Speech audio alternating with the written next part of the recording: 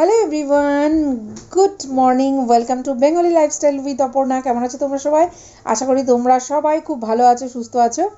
এখন বাজে 5:30 মতন সকাল। তো প্রিয়াংশুর স্কুল আছে আর আমি এখানে টিফিন বানাচ্ছি। তো অনেক দিন পর আরও একটা ভিডিও তোমাদের সামনে নিয়ে এলাম। তো সকালবেলা একদম বাইরেটা অন্ধকার, 5:30 বাজে, তাও অন্ধকার, কিন্তু আমি ফ্ল্যাশ লাইট জ্বালিয়ে যেহেতু বাইরের ভিডিওটা করছিলাম, তাই মনে হচ্ছিলো যে না, বেশ আলো ফুটে গেছে, কিন্তু একদমই না, অন্ধকার। আর একদম ঠান্ডা ঠান্ডা হাওয়া দিচ্ছে, আর কুয়াশা আছে হালকা ফুলকা, অতটা কুয়াশা নেই। তো অন্য সাইডে প্রচণ্ড কুয়াশা এই সময়, কিন্তু কলকাতায় অতটা ঠান্ডা পড়েই না। তো এই ঠান্ডাতেই এখানকার লোক সব কাবু, যেহেতু অভ্যস্ত নয় আর কি বেশি ঠান্ডায়, এই আর কি। তো আশা করি তোমরা সবাই ভালো আছো, সুস্থ আছো। তো অনেক দিন পর একটা সুন্দর সকালে একটা সুন্দর ভিডিও তোমাদের সঙ্গে আমি শেয়ার করছি। আশা করি তোমাদের ভালো লাগবে। ভালো লাগলে লাইক, শেয়ার আর সাবস্ক্রাইব করবে। অনেক দিন মানে বেশ অনেক দিন পর, অনেক মাস পর আমি আবার তোমাদের সামনে চলে এসেছি। তো চলো ভিডিওর সঙ্গে থাকো। আর এখানে দেখো প্রিয়াংশু উঠে গেছে, তো কম্বল থেকে বেরিয়েছে, ওরও ঠান্ডা লাগছে বুঝতেই পারছো। তো চাদর দিয়ে ঢেকে দিয়েছি, ঢেকে ওকে ব্রাশ করা হয়ে গেছে, ওকে জল দিয়েছি, গরম জল, ও এখন বসে বসে জল খাচ্ছে। এরপর প্রিয়াংশু যাবে বাথরুমে, বাথরুম থেকে ফ্রেশ হয়ে তারপর ওকে ড্রেস ফ্রেস পরিয়ে দেবো, হালকা ফুলকা একটু কিছু খাইয়ে দেবো। তো অনেক দিন পর স্কুল খুললো, ওদের অ্যানুয়াল হয়ে গিয়েছিল ডিসেম্বরের শেষ, তো তারপরেই জানুয়ারি 3 তারিখ থেকে আবার স্কুল খুললো। তো বেশ অনেকটাই গ্যাপ। তো মানে অভ্যেসটা প্রায় চলেই গিয়েছিল বলতে পারো সকালবেলা ঘুম থেকে ওঠার। তো এত সকাল সকাল ঘুম থেকে উঠেই বা কী করবো বলো, যার জন্য উঠতাম না একদম। তো এখন আবার মানে উঠতে হচ্ছে আর কি। তো দেখো টিফিনটা রেডি হয়ে গেল। তো অ্যালার্ম দিয়ে রাখছি, তাতেও টেনশন হয়ে যাচ্ছে আদৌ উঠতে পারবো কি না। তো যাই হোক, ঘুম থেকে উঠেও পড়েছি, টিফিনও হয়ে গেল, আর প্রিয়াংশুকে রেডিও করে দিয়েছি। আর সকালবেলাটা বাইরেটা খুব ঠান্ডা পড়ে, আর প্রিয়াংশুর স্কুলটা একদম আমাদের এই দিকটা দিয়ে যেতে খালধার সাইডে, আর ওইখানে বুঝতেই পারছো প্রচণ্ড আরও ঠান্ডা হয়। তো যার জন্য স্কুলের সোয়েটারের ওপরে ওকে আমি আরেকটা মোটা জ্যাকেট বা সোয়েটার পরিয়ে নিয়ে যাই। আর যেহেতু স্কুটিতে যাবে, গাড়িতে যাবে, তো আরও ঠান্ডা লাগবে। তো আজকে আমি যাব না, ওর পাপার সঙ্গেই যাবে। তো আমি জাস্ট নিচে পর্যন্ত ছেড়ে দিয়ে চলে আসবো। তো ওপরে ওকে একটা সোয়েটারটা পরিয়ে দিয়ে তারপর ওকে নিয়ে বেরোবো। তো চলো, আর আজকের ভিডিওটা এডিট করতে অনেকটা সময় লেগে গেল, কেননা অনেক দিনের পর আর কি এডিট করছি, অভ্যেসটা চলে গেছে, তো অনেকটাই সময় লেগে গেল। তো এডিট করতে করতে এমন হয়ে যায় যে ধরো যত বড়ই ভিডিও হোক না কেন, মানে 1 ঘন্টার আগেই কমপ্লিট হয়ে যায়। আমার তো হাত এত সেট হয়ে গিয়েছিল যে 1 ঘন্টার আগেই কমপ্লিট হয়ে যেত এডিটিং, ভয়েস ওভার, কিন্তু আজকে অনেকটাই বেশি সময় লেগে গেল। তো বাইরে এখন দেখো বেশ আলো হয়ে গেছে, এখন বাজে ধরো 6:45 মতন, 6:45 কি হ্যাঁ, কি 50, মানে 45 কি 50 এরকম বাজে, 6টা। যেহেতু গাড়িতে যাবে তো টাইম অতটা লাগবে না, আর হেঁটে গেলে তো 6:30 নিয়ে বেরিয়ে যেতে হয়। তো আলো ফুটে গেছে। তো প্রিয়াংশুকে ছেড়ে এলাম নিচে, তারপর এবার ঘরের কাজকর্ম সব শুরু করব। তো এবার জানালাগুলো সব খুলে দেবো। তো সকাল সকাল না, এত ঠান্ডার মধ্যে জানালা খুলি না। তো প্রিয়াংশু বেরিয়ে গেল, তারপরে জানালাটা খুলে দেবো। আর ওই ঘরে ত্রিনয়ন এখনও ঘুমোচ্ছে, যার জন্য ওই ঘরে জানালাটা এখনও খুলিনি।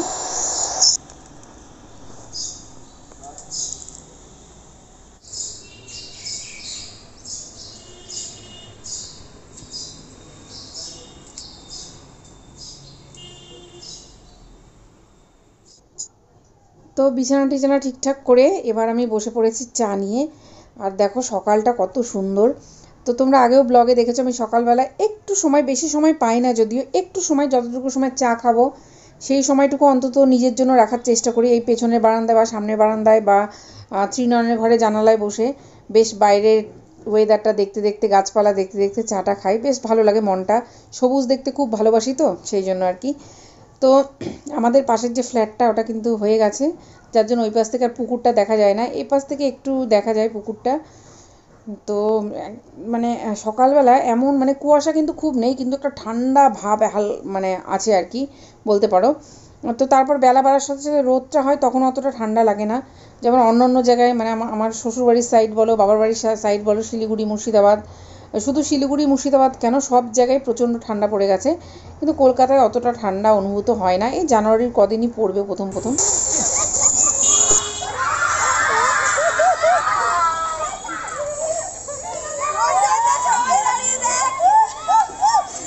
কত জল দেখো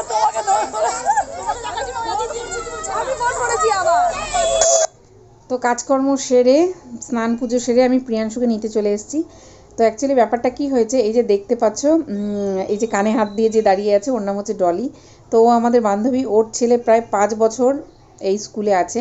তো হঠাৎ করে স্কুলটাও চেঞ্জ করেছে, তো যার জন্য ও সবার সাথে দেখা করতে আসছে। ও ফোন করেছিল, তো আমরা সবাই মিলে প্ল্যান করে গলির মুখ এই পাশটাতে দাঁড়িয়ে আছি, তো সবাই মিলে একসঙ্গে ওকে ধাপ পাস দেওয়া হয়েছে আর কি।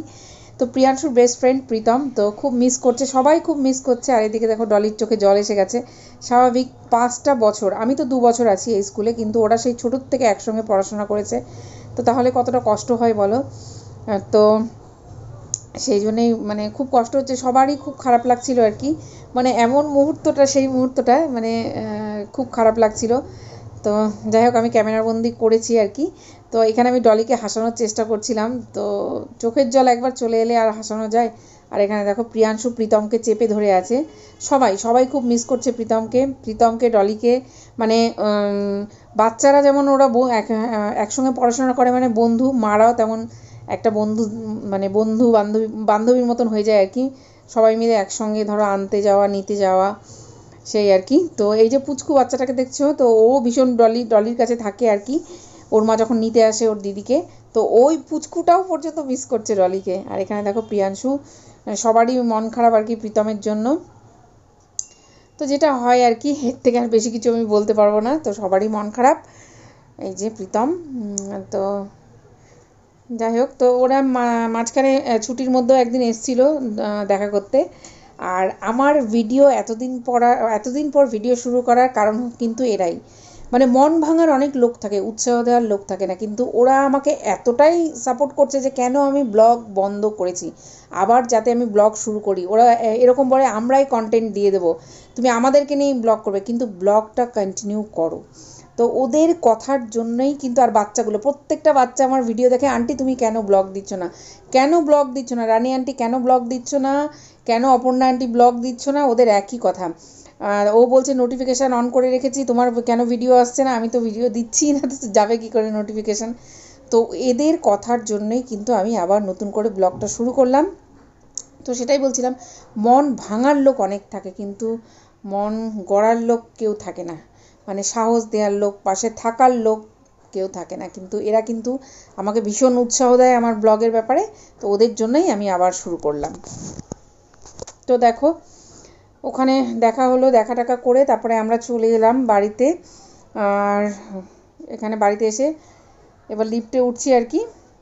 তো বাড়িতে এসে প্রিয়াংশুকে জামাকাপড় ছাড়িয়ে ওকে একটু জল টল দিলাম, হালকা ফুলকা টিফিন দিলাম, দিয়েই কিন্তু আমি রান্নাঘরে ঢুকে গেছি। কেননা মাছটা ভেজে চলে গিয়েছিলাম, মাছের ঝোল করা হয়নি। তো মাছ ভেজে ভাত করে, বাঁধাকপির ঘন্ট করে, বেগুন ভাজা করে গিয়েছিলাম।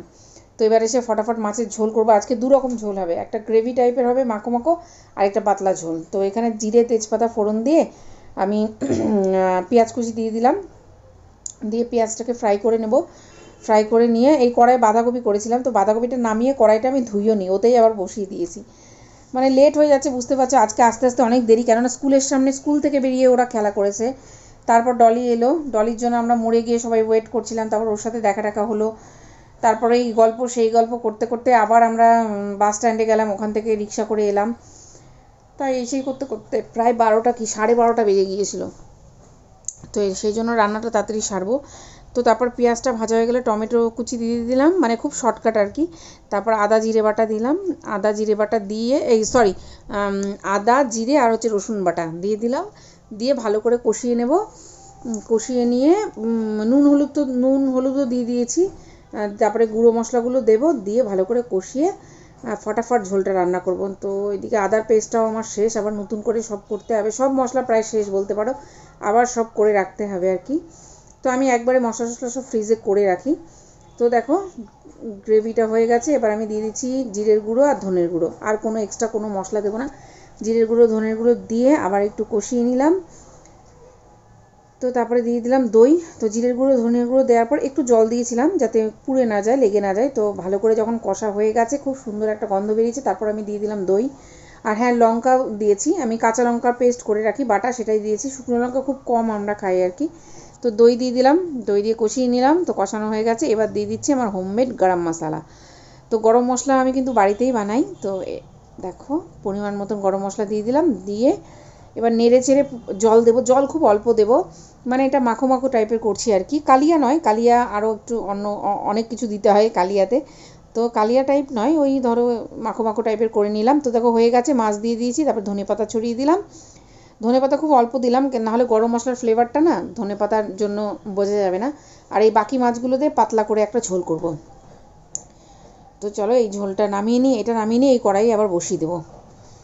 তো চলো ওই মাছের তরকারিটা নামিয়ে নিয়েছি, এবার আমি এদিকে ছোটো কড়াইয়ে আবারও মাছ ভাজতে বসিয়েছি। মাছের মাথা ভেজেছিলাম না, তো ভাবলাম বাঁধাকপি যখন করেছি তো তখন মাছের মাথাটাও ভেজে নিই। মাছের মাথা আর একটু তেল ছিল, তো সেটা ভেজে ওটা বাঁধাকপিতে দিলে বেশ ভালো লাগবে। আরও 2 পিস মাছ এক্সট্রা আমি ভেজে নিলাম, নিয়ে এই পাতলা ঝোলটাতে দিয়ে দেবো। তো তাহলে রাত্রে তৃণয়ন ভাত খেতে বেশি ভালোবাসে, তখন তো ওর হয়ে যাবে ধরো, এই আর কি। তো এবার বাঁধাকপিটা দিয়ে দিলাম মাছের মাথাতে, আর অল্প একটু তেল ছিল সেটা ভেজে নিয়েছি, ওর মধ্যে বাঁধাকপিটা দিয়ে নেড়ে চেড়ে বাঁধাকপিটা নামিয়ে নেব। আর বাঁধাকপি আমি নিরামিষভাবে করেছিলাম ঘি গরম মশলা দিয়ে, কিন্তু এখন একটু মাছের মাথা দিয়ে দিলাম। তো এখানে দেখো পাতলা মাছের ঝোলটাও হয়ে গেছে আলু দিয়ে, আর এখানে বাঁধাকপিটাও হয়ে গেল। চলো এবার নামিয়ে নেব। তো রান্নাবান্না সেরে এবার ঘরে ধরো টুকটাক জিনিসপত্র এদিক ওদিক হতেই থাকে। আর আমার জানালা দিয়ে এত সুন্দর রোদ আসে, রোদের জন্য কিন্তু পুরো কালো দেখা যাচ্ছে, কিন্তু রোদ প্রচণ্ড রোদ আসে। তো পর্দাটা দিয়ে দিলাম। তো ঘরটার একটু ঠিকঠাক করে এবার একটু আমি যাব সৌমিলিদের বাড়িতে। তো এখানে সৌমিলিদের বাড়িতে চলে এসেছি, সৌমিলি এখানে খেলা করছে। কদিন আগে সৌমিলির বার্থডে গেল, তো সেসবও আমি ব্লগে দিতে পারিনি, মানে ব্লগ করবো না এরকম ভেবেই নিয়েছিলাম আর কি। তো মানে সৌমিলির মাও খুব উৎসাহ দেয় আর কি আমাকে ব্লগ করার ব্যাপারে, যে কেন বৌদি তুমি করছো না। তো যাই হোক সৌমিলিদের বাড়িতে এসেছি, সৌমিলির বার্থডে গেল, তো অনেক খাবার দাবার সব আমাদের ফ্রিজে ছিল, বাসনপত্র সব ছিল, তো সেগুলো দিতে এলাম। আর একটু মাছের তরকারি নিয়ে এসেছি। আর সৌমিলিকে যে গিফটটা দিয়েছি সেটাও ছোট হয়েছে, তো সেটাও নিতে এসেছি, সন্ধেবেলা চেঞ্জ করে দেবো তাই। আর আজকে সৌমিলির মুড অফ, মার কাছে বকা খেয়েছে, ওই জন্য দেখো বলছে আমি ভিডিওতে আসবো না। অন্যদিন কিন্তু ভিডিওতে মানে বাড়িতে গিয়ে বলে বৌদি ফোন অন করো, আমার ভিডিও করো, আমি ডান্স করছি এই করছি, কিন্তু আজকে মুড অফ। তো যাই হোক চলে এলাম। আর মৌ এই দেখো এই ফিশ ফিঙ্গারগুলো আমার ফিশ ফ্রাইগুলো আমার ফ্রিজে রাখা ছিল, তো আমি ওকে দিতে গেলাম, ও আবার উল্টে আমাকে এতগুলো দিয়ে দিল, যে বৌদি এগুলো কে খাবে এতগুলো, তুমি এগুলো আজকে ভেজে নাও। তো ও কিছুটা রাখলো, আমাকে কিছুটা দিয়ে দিল, তো নিয়ে এলাম। এবার ফিশ ফিঙ্গার ফ্রাই হবে। এই দেখো আমি দিল, এখন খাবে না কিন্তু, এই জাস্ট ভাত খেয়েছো, এখন না, সন্ধেবেলা, ঠিক আছে? কখন খাবে? ঠিক আছে এখন রেখে দাও, যাও ফ্রিজে রেখে দাও, রেখে দাও। কোনটা? সরি বারবার ফিশ ফিঙ্গার বলছি, ফিশ ফ্রাই। আর দেখো প্রিয়াংশু তেলে এবার এটাকে ছাড়বে, এই দেখো ঠিক আছে, গরম তেলে বারবার মানা করছি তবুও ছাড়বে। তো এখানে ফ্রাই করার জন্য চলে এসেছে প্রিয়াংশু আর প্রিয়াংশুর পাপা। তো ওরা এই দেখো প্রিয়াংশু আর প্রিয়াংশুর বাবা মিলে ফিশ ফিঙ্গার ফ্রাই করছে। তো আমার ছুটি, এবার ফ্রিজে আছে একটু চাটনি, সেটাও সৌমিলির বার্থডেতে করা হয়েছিল, তো অনেকটা চাটনি ছিল আমার ফ্রিজেই ছিল, তো সেটা মৌ আর নেয়নি, সেটা বললো বৌদি আমার কাছে অনেকটা আছে, তোমরা ওটা শেষ করে ফেলো। তো চাটনিটা বার করব, করে তারপরে দুপুরে খাওয়া দাওয়া শেষ করবো। আর প্রিয়াংশুর খাওয়া হয়ে গেছে, প্রিয়াংশুকে আমি খাইয়ে দিয়েছি কাজের ফাঁকে, যেহেতু টিফিন কিছু করেনি, জাস্ট একটা আপেল খেলো, যার জন্য ওকে ভাত খাইয়ে দিয়েছি। তো এবার প্রিয়াংশু ঘুমোবে, তার আগে বললাম একটা ফিশ ফ্রাই খেয়ে নাও সস দিয়ে। তো তারপরে এবার দুপুরে খাওয়া দাওয়া শেষ করবো। তো আজকের মতন এখানে এন্ড করছি।